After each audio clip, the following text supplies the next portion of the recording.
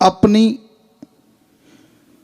खुद की रक्षा कैसे करनी है, सेल्फ डिफेंस कैसे, अगर कोई आपको तंग करता है, परेशान करता है, तो उसको रोका कैसे जाए, आत्मरक्षा। बेटे बेटियां सारे बैठे हैं, सभी को हम ये कहते हैं, जरा ध्यान से सुनिएगा।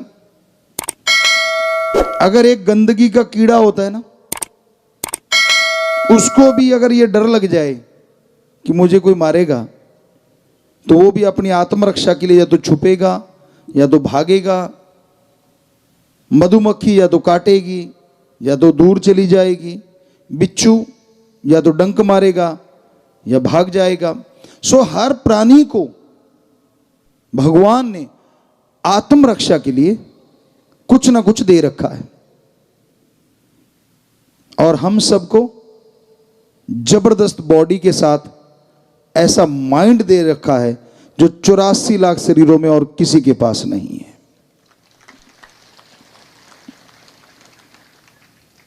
इस माइंड में हिंसा नहीं होनी चाहिए, लेकिन कोई आप पे अटैक करता है, खास करके बेटियां, तो इसका मतलब यह नहीं होना चाहिए कि आप अबला हैं, आप सबला बनना है।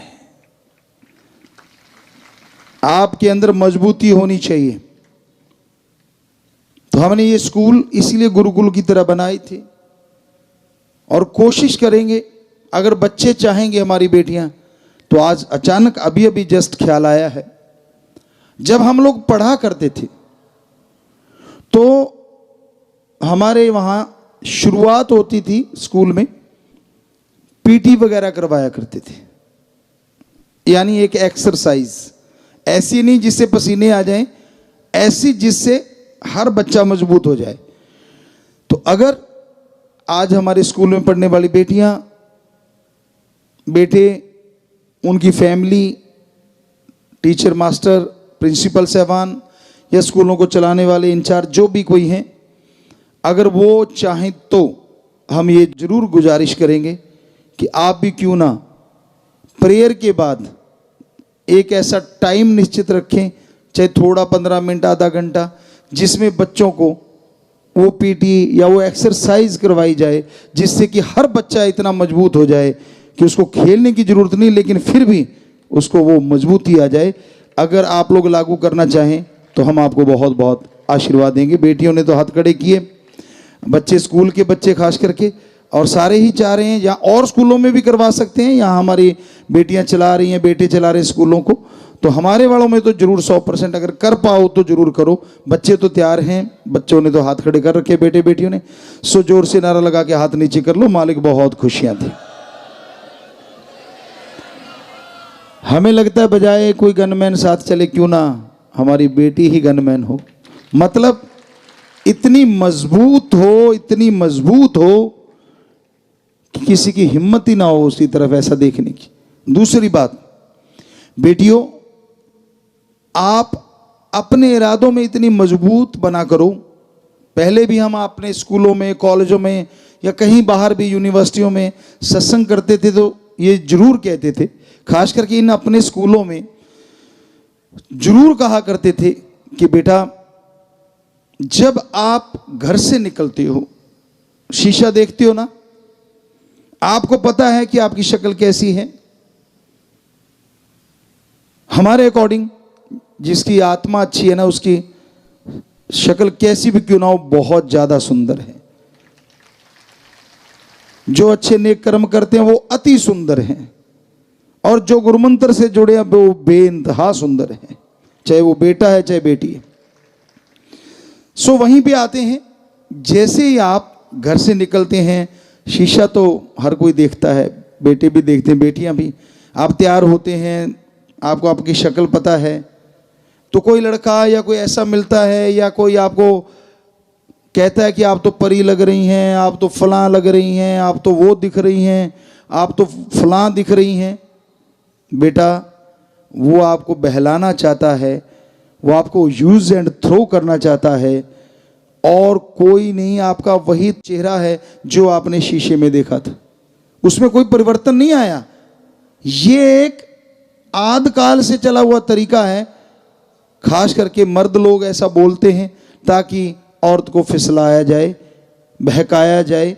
तो बिटिया, आप हमारी बेटियां हैं, ये आपसे जरूर चाहते हैं कि किसी की बातों में, किसी के बहकावों में मत आया करो। जब बेटी आगे से स्ट्रांग होगी ना, उसका रिएक्शन होना चाहिए कि भैया आप भी बड़े अच्छे लग रहे हो, दैट्स ऑल। पर साथ में भैया पे जरूर जोर देना, भैया।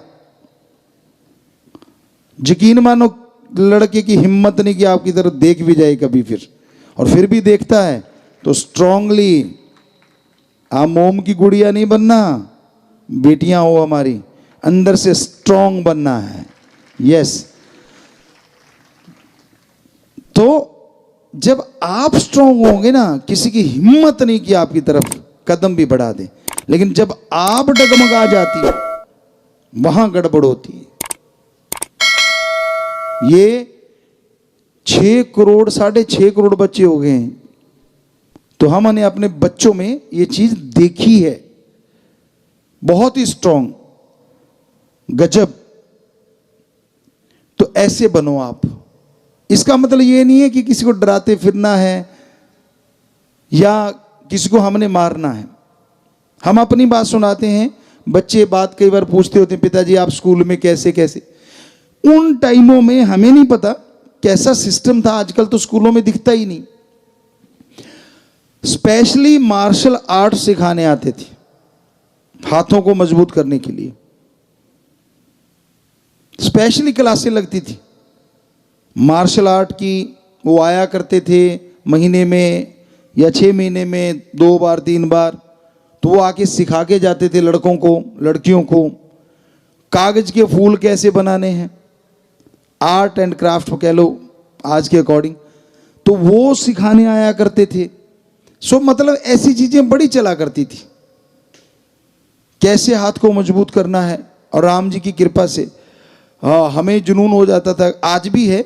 हमने जन्म के बाद कभी भी कोई बुरा कर्म ना सोचा ना करा, और ना ही बुराई सीखने की कोशिश करी। लेकिन अच्छा काम, चाहे वो दुनियावी रूहानी, तो परमपिता जी ने परफेक्ट कर ही दिया, उनकी बॉडी है। पर आज भी दुनियावी अच्छा काम, चाहे वो बेटी को आता हो, चाहे वो बेटे को आता हो, आज भी हम स्टूडेंट हैं। अगर कोई करता दिख गया ना और हमें ना आता हुआ, तो हमें होता है कि अच्छा इसको देख लिया करते, वो काम हम ज्यों का त्यों लगभग 99.9% कर सकते हैं, क्योंकि आज भी हम स्टूडेंट हैं। तो ऐसे हर किसी को स्टूडेंट रहना चाहिए। तो हमने वो जैसे मार्शल आर्ट वाले आए और उन्होंने बताया, तो हमने तो वो शुरू कर दिया काम।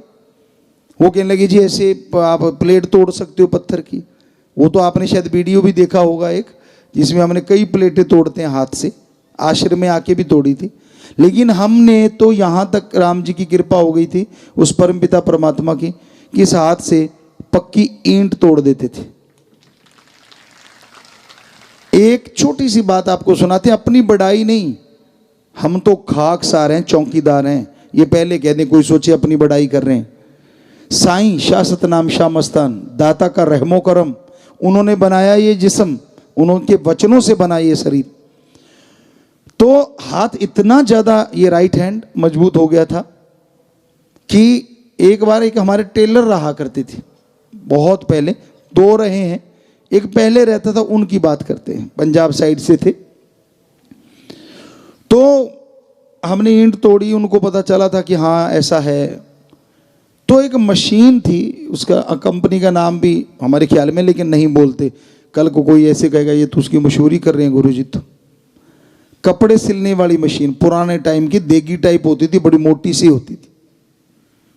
तो हम वैसे बातें कर रहे थे हंसते हंसते, हमें क्या लगा, यार तू ईंट तो तोड़ देता है, क्या तू मेरी मशीन तोड़ देगा? हमने कहा यार 3 मौके चाहिए, क्योंकि देगी और मोटी है, दिखने में दिख रहा था कि हाँ काफी। हमने कहा 3 मौके चाहिए। कहता पक्का। हमने कहा चीखना मत, कहता नहीं चीखता।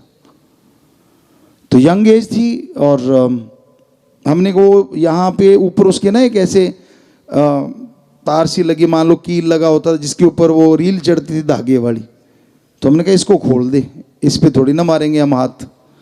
उसको वो खुल जाती थी कई मशीनों की, तो वो खुल गई, साइड में रख दी।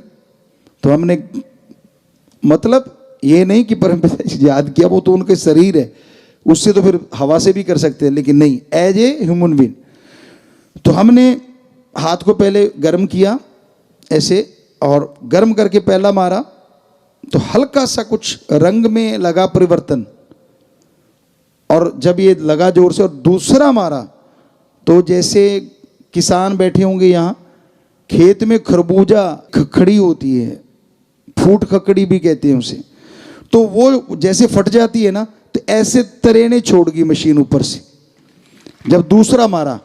और जब हमने तीसरा मारना चाहा तो शोर मचा दिया, उसको पता चल गया कि माता जी वहाँ दरवाजे में आ गए थे, तो उसने शोर मचा दिया, चाची चाची मेरी मशीन तोड़ दी। मैं कहा पहले क्यों कहा था, पहले तो कहता मार के दिखाओ, मेरी तोड़ के दिखाओ। तो वो आगे, हाँ कहते क्या है, कहते देखो जी मेरी मशीन तोड़ दी। हमने कहा जी, माता कहते भाई तू पागल हुआ है, कभी हाथों से मशीन टूटती होती है? हमने कहा जी बिल्कुल, देखो कितनी मूर्ख बना रहा है। तो बात उसी पे पड़ गई, आपा निकल लिए। हमने कहा कस ले गज, कहता यार मार दिए मशीन मेरी तो बढ़िया। हमने कहा अभी तो तीसरा रह रहा है, ज़्यादा बोलना। तो कहने का मतलब हम ऐसा नहीं चाहते कि आप ऐसा करो, क्योंकि उसके लिए काफ़ी मेहनत करनी पड़ती है, हाथ के लिए बहुत प्रैक्टिस चाहिए, लेकिन हमने किया था ये। तो कम से कम बंदे को रोकने के लिए तो हमारी बेटियां ऐसा बना ही सकती हैं। उसके लिए भी स्पेशली, जिसमें कि कोई फर्क ना पड़े, तो यूडो के प्लेयर हैं, वो चोग लगाया करते हैं, हमें आज भी याद है, शायद बेटियों में भी होंगी यूडो की प्लेयर, पहले तो बहुत हुआ करती थी, आज भी होंगी शायद। तो वो चोग लगाते हैं एक, तो अगर बेटियों को वो ट्रेंड कर दें, चोग लगाते आदमी कुछ सेकंड के लिए बेहोशी की हालत में चला जाता है, कुछ नहीं करना होता, कॉलर से ही चोग लग जाती। तो ऐसी ट्रेनिंग अगर स्कूलों में बेटियों को खास करके स्पेशली दी जाए, तो हमें लगता है छेड़ने वाला एक बार तो छेड़ेगा, फिर तो अब 10-15 और को भी बताएगा। कहने का मतलब, बजाय हम किसी और को देखें, क्यों ना खुद को इतना मजबूत कर लें। जब मालिक ने शरीर दिया, एक दिन इसने जल जाना है, बालों ने घास की तरह, हड्डियों ने लकड़ी की तरह, कुछ सामान बचेगा वो कहीं दबा दिया जाएगा। तो क्यों ना जब तक जिंदा इस बॉडी को ऐसा करके रखें टिट फिट। तो ये चाहते हैं हम बेटों से भी बेटियों से भी। तो इसलिए ये स्कूलों में कहा है। तो आज दिन क्योंकि उसी पे है कि जो वायलेंस किए जाते हैं, तो बॉडी फिट रखना बेहद ज़रूरी है बेटा, बेटियों को खास करके आज हम कहना चाह रहे हैं। तो आप चाहे हमें मानती हो चाहे नहीं मानती, बेटे भी, कि भाई किसी भी तरह से इसमें कोई बुरी चीज़ नहीं कही हमने, आपके भले की है। परमपिता ने शेर लिखे थे, तेरे भले की कहूँ। सो ये आपके भले की कह रहे हैं, और फॉर एवर लाइफ में काम आने वाली चीज़ है। तो आप इन चीज़ों पे अमल करें। दूसरी बात, मेडिटेशन। कई बार होता है कि मन चंचल है, कंट्रोल में नहीं होता, क्योंकि हमने तो कह दिया और आपने सुन लिया और हाथ भी खड़े किए कि हाँ जी ठीक है मानेंगे, ये चीज़ें करवाएंगे। लेकिन जब आप घर से स्कूल कॉलेज तक जाते हैं, रास्तों में सामना करना पड़ता है, या कहीं भी दुनिया में विचरते हैं, वहाँ नेचुरली है लोगों का, लड़कों को लड़कियां, लड़कियों को लड़कों का सामना तो करना ही पड़ता है। तब अगर आपका मन कच्चा है, आपकी नीयत अगर कंट्रोल नहीं है विचारों पे, तो तब आप फिसल जाते हैं। उसको बेहद जरूरी है कंट्रोल करना, और उसके लिए जरूरी है राम का नाम। यकीन मानो 15 मिनट सुबह शाम, 10 मिनट सुबह शाम भी अगर आप ये कर लेंगे, और जब भी मन बहकने लगे सुमरण शुरू कर देना, यकीन मानो उसी समय 5-4 मिनट में मन 80% कंट्रोल में आ जाएगा।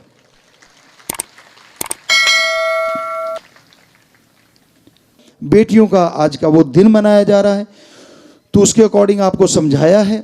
आपने बनना नहीं बनना वो तो आप मर्जी के मालिक हैं, पर अगर आप हमें पापा कहते हैं, as a father, as a mother, as a guru, रूहानी सूफी गुरु, हमारा फर्ज बनता है हम अपनी बेटियों को वो चीज़ बताएं जो पूरी ज़िंदगी उनके काम आए। तो बाकी मर्जी आपकी, मानो ना मानो, हमारी तरफ से कोई शराफ नहीं, दुआएं हैं कि आप जरूर माने और ज़िंदगी में सफलता की सीढ़ियां चढ़ते चले जाएं, बेटे भी और बेटियां भी। सबको आशीर्वाद आशीर्वाद आशीर्वाद।